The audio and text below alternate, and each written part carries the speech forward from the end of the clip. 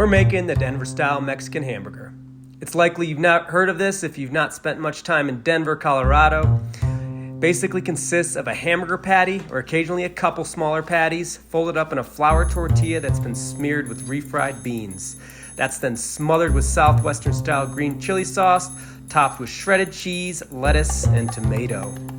If you're not familiar with the green chili sauce found in Colorado and New Mexico, there are a couple versions you can buy online. In fact, I've seen the Stokes brand on Amazon. Just make sure you don't accidentally buy salsa verde or green enchilada sauce. You can also make your own green chili sauce if you're up for a project. There are definitely recipes online. Let's get to making the Denver Style Mexican Hamburger.